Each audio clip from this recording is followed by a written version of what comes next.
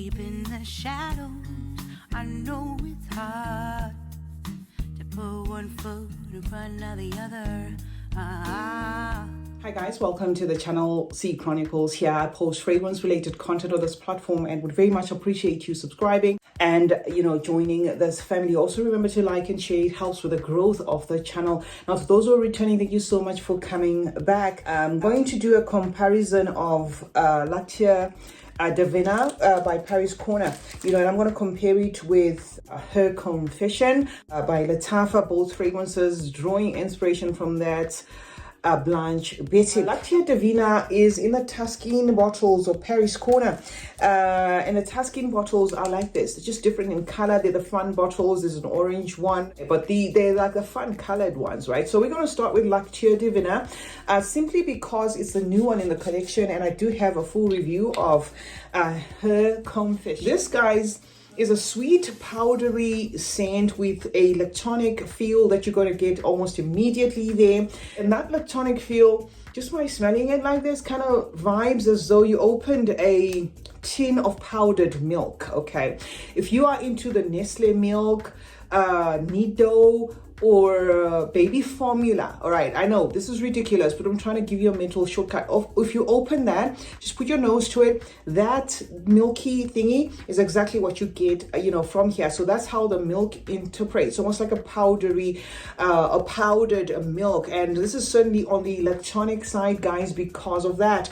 It does list the note of incense, but that incense does not make this one smoky. It just adds to the powderiness. If you are into incense sticks and you burn them, you will know that not all of them, though smoky, not all of them will be just outright smoky. Some of them will have powdery, musky accords, that sort of thing. So I do get a powdery incense in here that adds or builds to that already powder milk feel, right? The DNA in itself as well is sweet because of the vanilla, and it does have the note of cocoa or cacao.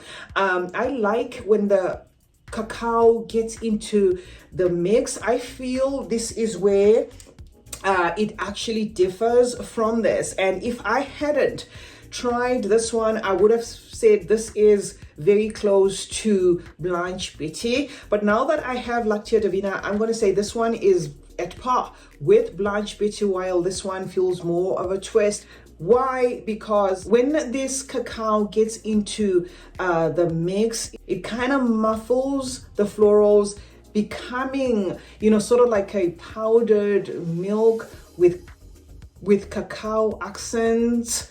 Okay, something that mixing together can even interpret as coconutty to some noses, and that is where the magic happens. And then it has a tad bit of spiciness, and it is at that point that it becomes a warm presentation of a lactonic fragrance with a sweetness of the vanilla. So yes, I certainly like this one. I like the fact that it doesn't lose the lactonic theme, but it doesn't make it about, oh my God, this is kind of nauseating, pushy, lactonic. Okay, so when it comes to the differences, guys, we do have a full review of this, but because I have both now, I can certainly tell you that this to me now feels like a twist than a 101. However, for you to love Her Confession, you would have to love Blanche Betty as well, because it does share that lactonic feel. Okay, this is milky, it's creamy. This particular one, the Hair Confession, is milky, it's creamy, but it kind of heightens the white florals, where the white florals come across as a little bit piercing, especially that tuberose. At that point where the white florals, especially that tuberose, mixes with a creamy, milky feel, which it does have the milk note, there is like an underlying bouncing thingy that's in this that kind of feels mothball-y, okay, like mothballs. Not too much, but I'm just trying to give you a mental shortcut. And it is at that point where some people may find this one a tad bit spiky, something that you don't get from this one. So yes, because I have the two of them, guys, I can as well clue you up on that. So yes, you will get the milk. Yes, you will even get that You will even get that baby, what you call it, that baby formula milk thingy that I was talking about. You will get it in this as well. But it then emphasizes, you know, the florals there with the jasmine is in its prominence, and the tuberose is pretty intense, and those florals lingering in the mix the whole time, right? So it then becomes a situation where you either like it for what it's doing, or you get to a point where you're like, I think this one is now doing something that I don't like. Okay, so yes, I can see some people getting nauseated with this, although I don't get that.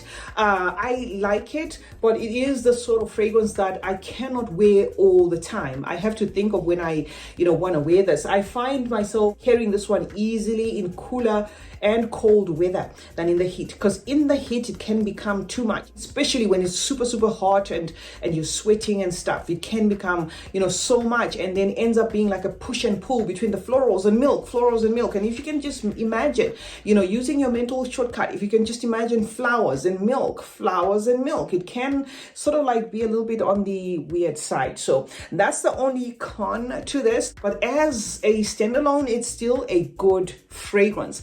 It's just that now that I have this one, and I do have my Blanche Betty, I just didn't take it out.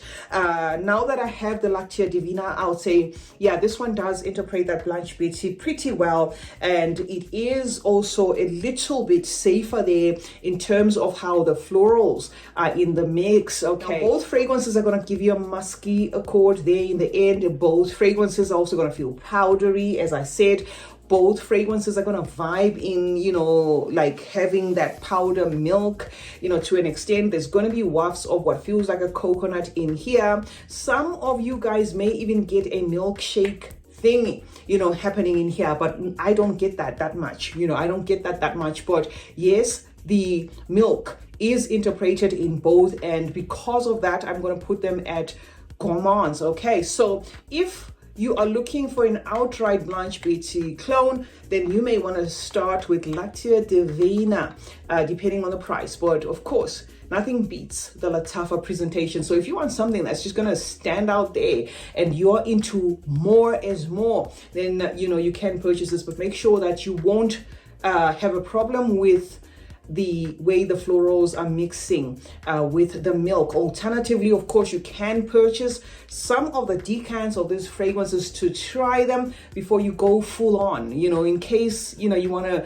maybe give it a test run before you commit to a full bottle. It may be wiser, you know, to purchase a decant, and I always leave a link of Hygie Scent, a company that can sell you decants of these fragrances. So yeah, that's what I can say about both fragrances. Lasting power is generally great. I mean, if you can tolerate that milky thing happening in both, lasting power is generally great.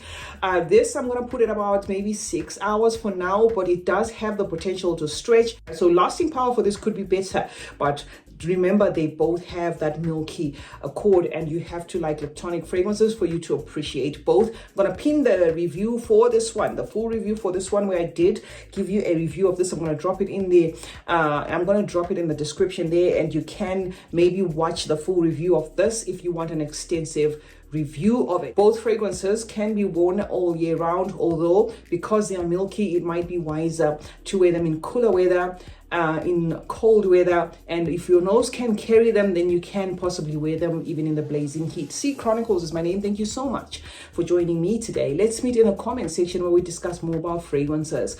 Remember to turn on post notifications. That way you get to be notified anytime I upload a video. Like and share this one, and remember that smelling good is a form of good manners. Cheers.